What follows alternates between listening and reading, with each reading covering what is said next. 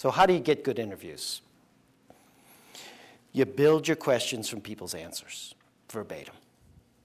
First of all, you never ask a yes or no question. So we're at an event, it's the Kiwanis Club is having a fundraiser.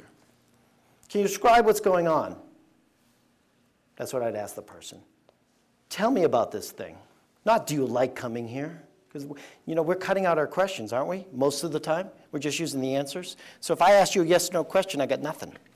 I love contrast and compare questions. How has the fair changed this year from last year? Chance to maybe bring in some archive. You never ask a yes or no question, and George knows this. He could teach the class on it. You build your questions from the people's answers, and the best way to do that is you repeat the last 3 words they said. I love coming to this fair. It's a great place to be. Great place to be? Yes, because it's got the best food in California. Best food in California?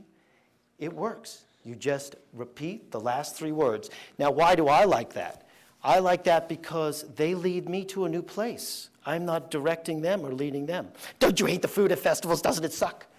I'm not saying that. I'm just, you like the food. I'm feeding back. And it's so easy that you could be interviewing someone and thinking about your vacation in Tahiti. And it's so easy. You could not only be thinking about that, you could be thinking, did I get a rental car?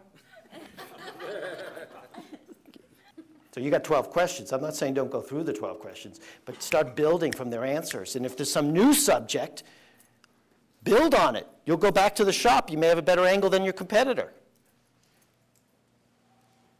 So if there's a new subject, you've got to spin a question.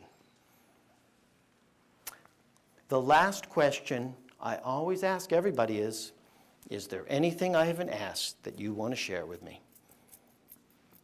Because some people feel it's impolite to speak unless they're asked. They were brought up that way. So they're going to bottle up all the best stuff. But when you ask that question, that opens it up so they can say, hey, yeah, let me tell you this and this and this. And you can get the best material. The last question you should always ask is there anything I haven't asked that you want to share with me? And if you're indoors and you're doing a feature piece, then you got to say, I need to get 60 seconds of what's called room tone. And you just record the ambient audio in the room, which you'll use to add pregnant pauses when you make Frankenbites. Does anybody know what a Frankenbite is? When you pull stuff from the interview from all over, and the person never said it, and you Frankenbite it. You create a Frankenbite. That's how all those reality shows work. You got to build your questions from people's answers. And I really believe the easiest way is verbatim repeating the last 3 words they said.